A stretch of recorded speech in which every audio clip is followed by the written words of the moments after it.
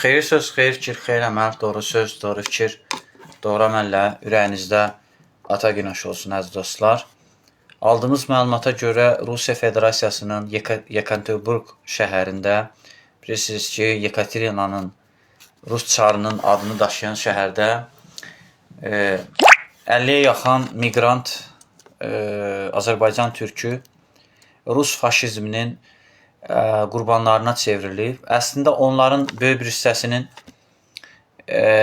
Rus xalqına, Rusiya dövlətinə bağlılığı hamımıza bəllidir. Və bu səbəbdən onların bu faşist bir cəhdi də təbii ki, təbii görünə bilər. Çünki onlar müstəqilliyi əldə edən Azərbaycan Respublikasının vətəndaşı deyillər. Və onlar Rusiyanın avtoritar və işğalçı bir ölkə olduğunu bilə-bilə orada yaşayırsa, əlbəttə onların Ukraynaya qarşı döyüşməsi özü də cinayətdir. Və onların böyük bir hissəsinin Rusiyanın xüsusi xidmət orqanlarının işlədiyini hamımız bilirik. Çünki Rusiyada yaşayan hər bir vətəndaş Rusiyanın xüsusi xidmət orqanlarının əməkdaşlığına cəlb olunur. Müəyyən tələblər qoyulur.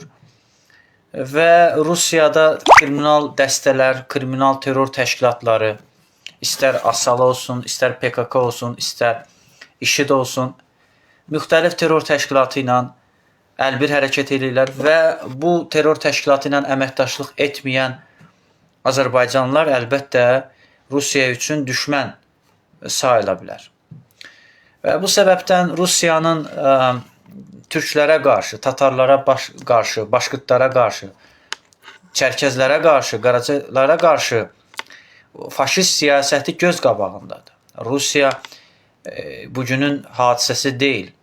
1813-cü ildə Türkmənçay, daha doğrusu Gürcistan müqaviləsi ilə, 1828-ci Türkmənçay müqaviləsi ilə və Osmanlı İmperiyasına qarşı aparılan müharibələrlə, Balkan, Sarıqamış və yaxud da Otluq, daha doğrusu Çabaqcur müharibələri, Diyarbakır, Bitlis müharibələri, Grevne müharibələri tarixdə bilirik.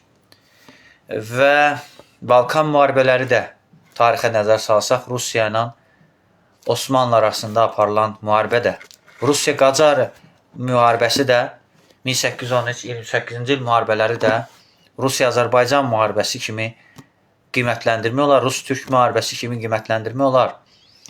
Və digər tərəfdən Rusiya 13-cü əsrdə türklərin qurduğu Qızıl Orda imperiyasına son qoyaraq işğalçılıq siyasətini İvan Grozunun rəhbərliyi altında knyazlıqlarla birləşdirib Rusiya çarlığını qurması ilə başlayıb.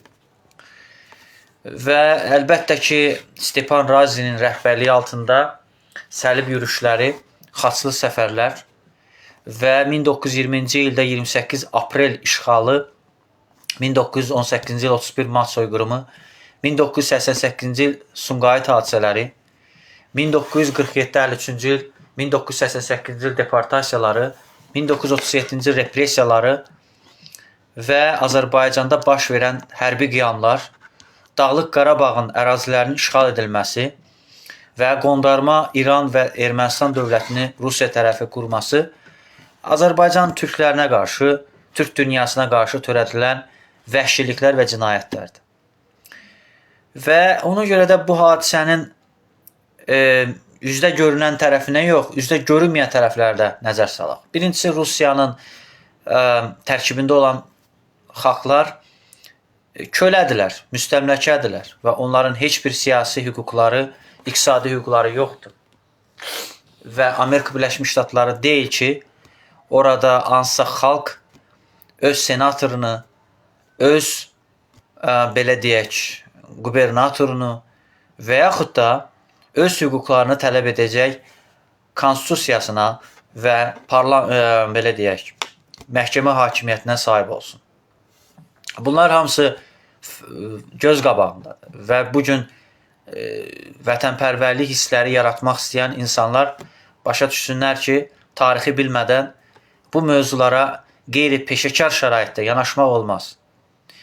22 fevralda 2022-ci ildə imzalanan müttəfiqlik bəyannaməsinin nəticəsidir.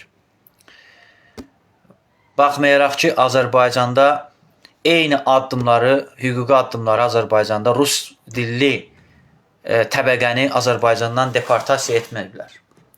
Yaxşı, niyə etməyiblər? Niyə bu çağırış yoxdur?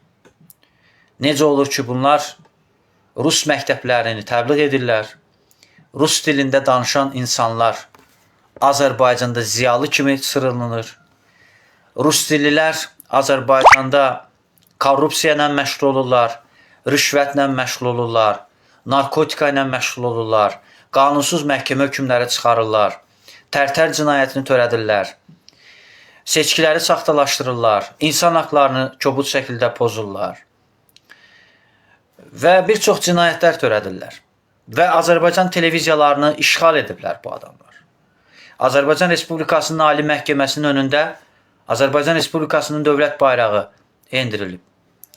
Azərbaycan Türkiyə Universitetinin önündə Azərbaycan Türkiyə bayrağı endirilib. Bəs buna niyə səsini çıxarmırsınız? Bu nə vətənpərvərlik hissləridir ki, hələ də Azərbaycanda rus məktəbləri fəaliyyət göstərir. Qara qaşına, qara gözünə dəyməyiblər. Bu nə cür mübarizədir? Niyə Azərbaycanda rus məktəbləri olmalıdır? Niyə dövlət hesabına olmalıdır bu? Sovet İttifaqına qulluq eləyən kölələr, onlar Azərbaycanı bugünə salıblar.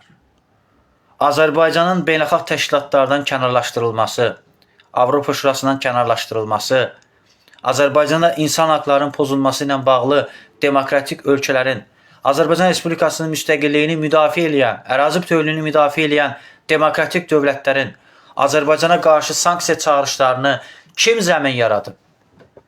Rusiya yaratmayıb mı?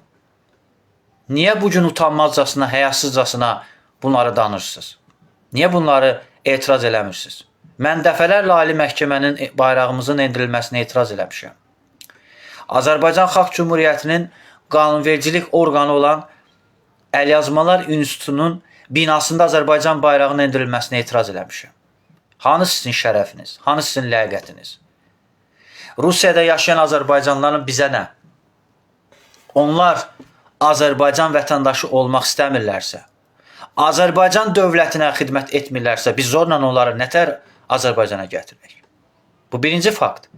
İkinci fakt, beynəlxalq hüquqla Dnestr, Krım, Donbas, Lugansk, Abxaziya, Cənubi Osetiya, Gürcü xalqının, Ukrayna xalqının, Moldovan xalqının ərazisi sayılır.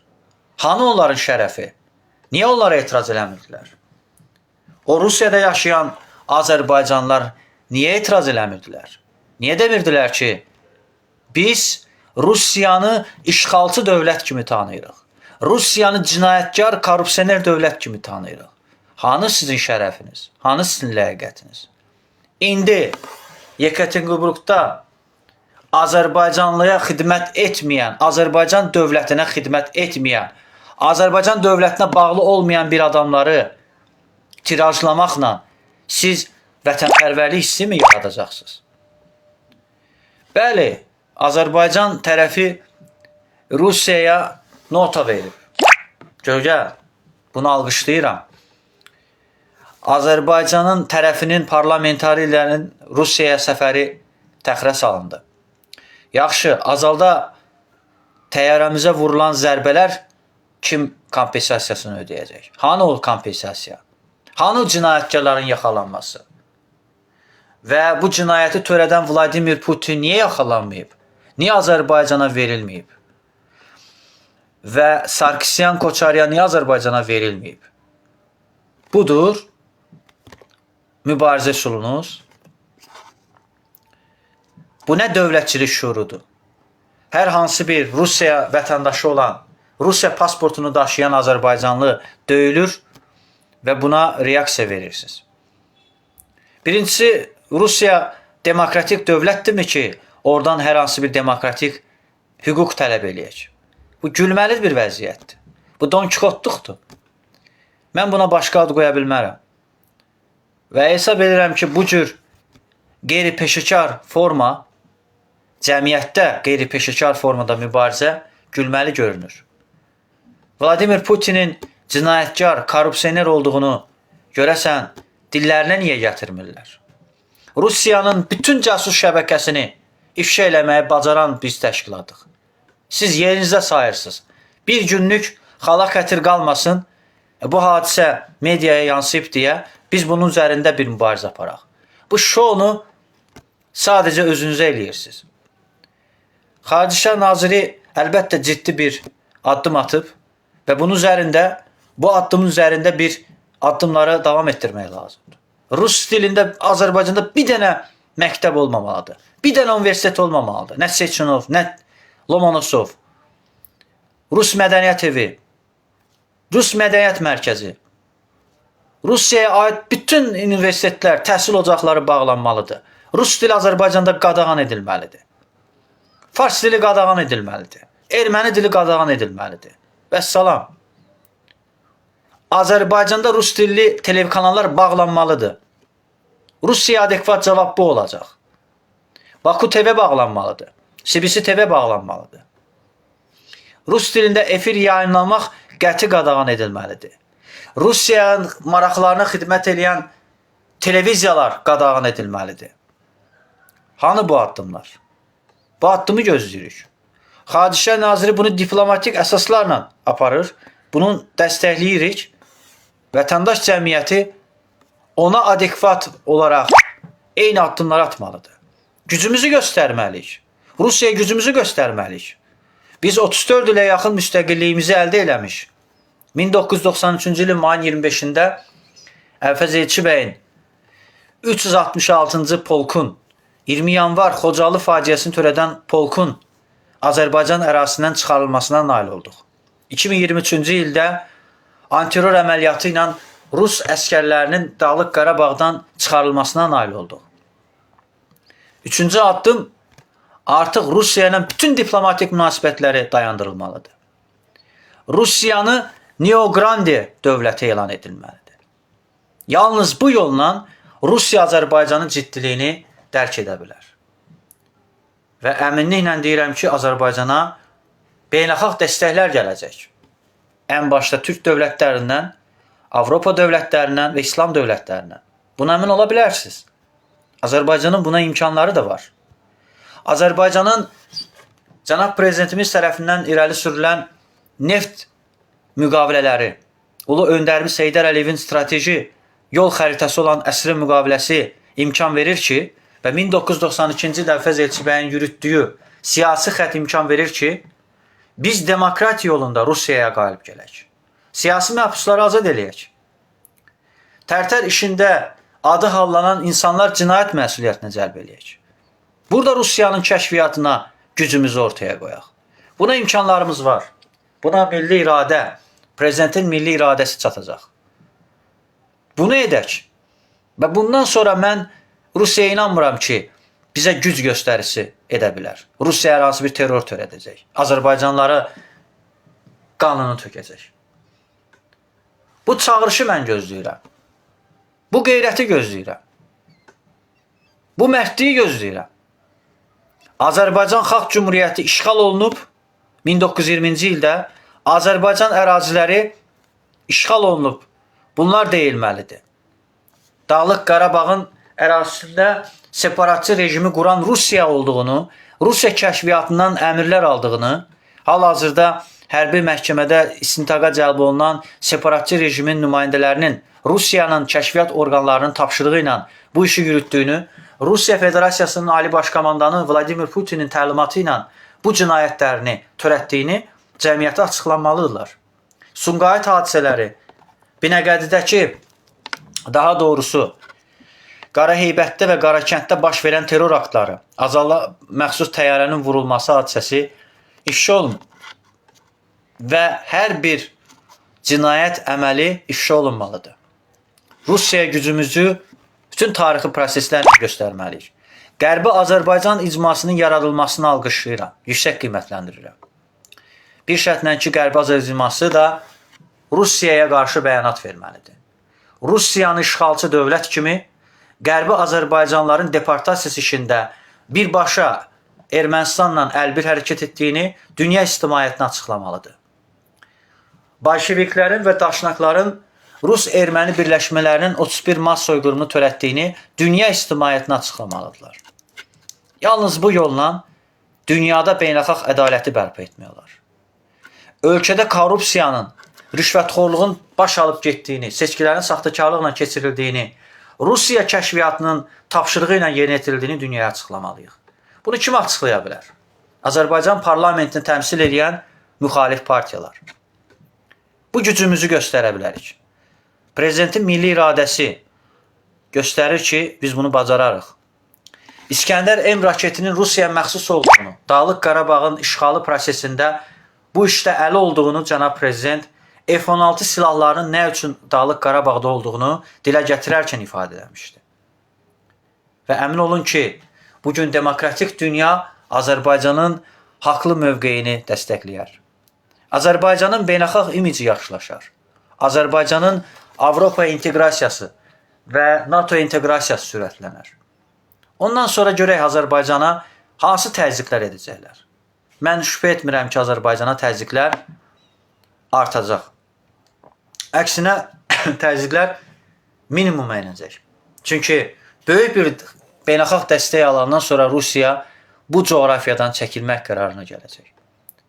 Rusiya isə bugün Çini, Koreyanı və digər avtoritar rejimləri dəstəkləyərək o rejimlərin müttəfiqliyinə çevrilərək Azərbaycanın üzərinə gəlir. Uyğurların hüquqlarının tapdalanması və təbii ki, İran da bu işdə əlbir hərəkət eləyərək bizim Güney Azərbaycanlı soydaşlarımızı hüquqlarını tapdalayır. Rusiyada yaşayan Tataristan, Başqırdistan, Çuvaşiya, Qaraca Çərkəz, İnquşetiya torpaqları da Çar Rusiyası tərəfindən işğal olunduğunu dilə gətirilməlidir. O ölkələr özünün dövlət müstəqilliyini elan etmək üçün Qazaxıstan, Qırğızistan, Özbəkistan, digər ölkələr də orada kəşfiyyat fəaliyyətini və Türkiyə Cumhuriyyəti Milli İstihbarat Təşkilatının da rolunu artırmalıyıq. Türk Dövlətlər Təşkilatı effektiv bir fəaliyyətə keçməlidir. Cəsusluq və kəşfiyyat fəaliyyətini daha da effektiv gücləndirməlidir. Buna bizim imkanlarımız da, beynəlxalq dəstəyimiz də imkan verə bilər. Mən başqa bir metod tanımıram.